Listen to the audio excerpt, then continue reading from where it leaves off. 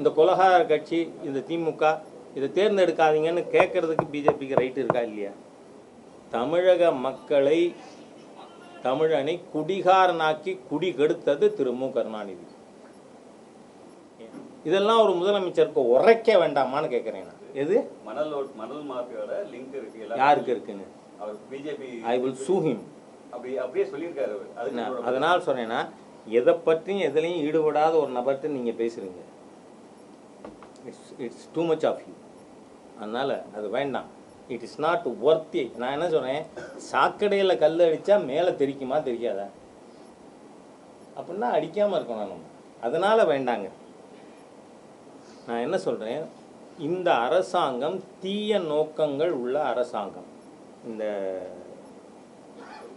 விஷச்சாராயம், நீங்கள் அதை சாப்பிட்டா கள்ளச்சாராயம்ங்கிறீங்க. சாராயத்தில் என்ன நல்ல சாராயம், என்ன கெட்ட சாராயம்? கள்ள சாராயம், விஷச்சாராயம். இந்த கேஸில் மொதல் 3 டெத்து நடக்குது.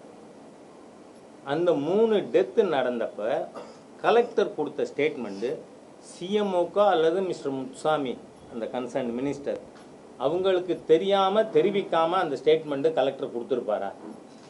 நம்ம ஒரு காமன் சென்ஸை பயன்படுத்தி பார்ப்போம். என்ன சொல்கிறாரு? வயது முதிர்ந்த காரணத்தால் செத்து போனார், வயிற்று வலியினால் செத்து போனார், வலிப்புனால் செத்து போனார், இப்படித்தானே? அப்போ இந்த அரசாங்கம் இப்போ 183 பேர் இன்னமும் ட்ரீட்மெண்ட்டில் இருக்காங்க. கிட்டத்தட்ட 57 60 சாவுகள் நடந்திருக்கு. இவ்வளோ பெரிய மோசமான ஒரு சூழ்நிலையில் அதை மறைக்கிறதுக்கு நிர்வாகமே முயற்சி செய்யுமானால் அது தப்பா இல்லையா? இந்த அரசாங்கத்தின் நோக்கங்கள் பழுதானது. அதனால தான் பாரதிய ஜனதா கட்சி கூட சிபிஐ என்கொயரி வேணும்னு கேட்குறோம் நாம. காரணம் என்ன? உங்கள் சிபிசிஐடி உங்கள் கைக்கூலி தான். கலெக்டர் மாதிரி கலெக்டர் எப்படி சொன்னார்? Actually the chief minister should have resigned. அரசாங்கத்தினுடைய கொள்கை இதை மறைக்கணுங்கிறது, அதனுடைய திட்டம் இதை மறைக்கணுங்கிறது. ஆகவே நீங்கள் தீய எண்ணம் கொண்டவர்கள், உங்களுக்கு கீழே இருக்கக்கூடிய ஒரு டிபார்ட்மெண்டோட enquiry it can not be impartial. அதனால தான் சிபிஐ என்கொயரி வேணும்னு கேட்குறோம். அது சீஃப் மினிஸ்டர் உடனடியாக ஏற்றுக்கிறது அவருக்கு கௌரவமானது. அதுக்கு மேலே நான் சொல்ல விரும்புகிறேன். எங்க 60 பேர் செத்து போயிருக்கான், அதை பற்றி கவலை இல்லை. அது எதிர்கட்சிகளை பேச விட மாட்டேங்கிறீங்க. ஏன் ஃப்ரீ அண்ட் ஃப்ராங்க் டிஸ்கஷன் இருந்தால் முதலமைச்சருக்கு என்ன பயம்? அது மட்டும் இல்லை, நீங்கள் சாதாரண விஷயம், நீங்கள் எல்லாரும் பிஜேபியோட தொடர்பு இருக்கிறவங்க தான். பிஜேபியோட ஆர்ப்பாட்டம் முந்தான அனுமதிச்சிருந்தா இன்னும் குடிமொழி போயிடும். ஏன் நாங்கள் பேசக்கூடாது? சரி, நீங்கள் அந்த ஆர்ப்பாட்டத்தில் பேச விடாமல் தடுத்துட்டீங்க. இப்போ தான் சோஷியல் மீடியா இருக்குது, ஒன்றும் இல்லை, விக்கிரவாண்டி தேர்தல் நடப்பில் இருக்குது. வீடு வீடாக வாட்ஸ்அப்பில் நேரடியாக இந்த கொலகார கட்சி இந்த திமுக இதை தேர்ந்தெடுக்காதீங்கன்னு கேட்கறதுக்கு பிஜேபிக்கு ரைட் இருக்கா இல்லையா? அப்போ என்ன, இந்த ஆஸ்ட்ரைச் லைக் பிஹேவியர்மாங்க.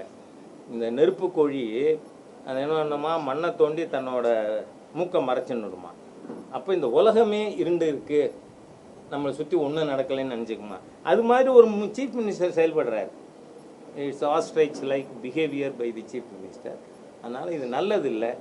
மற்ற கடுமையான நடவடிக்கைகளுக்கு போகிறதுக்கு முன்னாடி இவரே சிபிஐ என்கொயரிக்கு ஒத்துக்கிட்டா இவருக்கு மடியில் கனம் இல்லை அப்படின்னு நாம் ஒத்துக்கலாம்.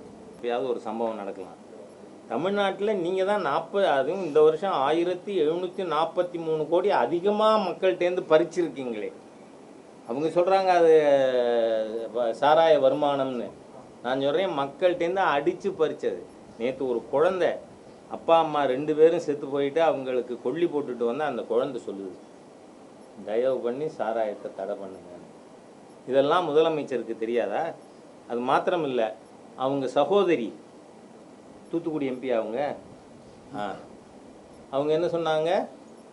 இந்தியாவிலேயே, திருப்பி அழுத்தி சொல்கிறாங்க, இந்தியாவிலேயே இளம் விதவைகள் அதிகமாக இருப்பது தமிழ்நாட்டில். அதுக்கு காரணம் டாஸ்மாக். அதனால் நாங்கள் வந்தால் டாஸ்மாக்கை உடனே மூடுவோம் அப்படின்னு 16 இதே கவிஞர் கனிமொழி பேசினாங்களா இல்லையா? இன்னைக்கு ஹிந்து பேப்பரில் ஒரு ரிப்போர்ட் வந்திருக்கு. அவங்க 495 விதவைகளோட பேக்ரவுண்டு என்ன காரணம், அவங்க என்ன நிலைமை அப்படிங்கிறத பற்றி ஆராய்ச்சி நடத்தி ரிப்போர்ட் கொடுத்துருக்காங்க. அதில் 495 நபர்களில் 188 பேர் விதவையானதுக்கு காரணம் குடி. நான் கோட் பண்ணுறது பிஜேபி மேகசின் இல்லை, என்ன, அதில் 495க்கு 188 பேர் விதவையானதுக்கு காரணம் குடி. இதனால் நீங்கள் தட் மீன்ஸ் மோர் தேன் 40%.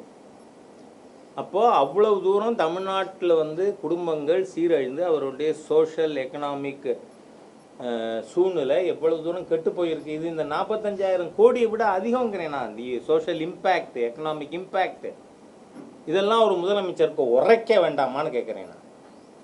சட்டமன்றத்தை திருப்பி 40-40ன்னு இது போட்டுருக்கீங்க. தமிழக மக்களை, தமிழனை குடிகாரனாக்கி குடி கெடுத்தது திரு மு கருணாநிதி. இளைஞர்களை, தமிழனை குடிக்க வச்சது யாரு? கள்ளுக்கடை திறந்தது யார்? கருணாநிதி தான். அவர் பையன் தான் இன்னைக்கு சீஃப் மினிஸ்டர் இருக்கார். ஆகவே கருணாநிதி குடும்பம் தமிழனை குடிக்க வச்ச குடும்பம்.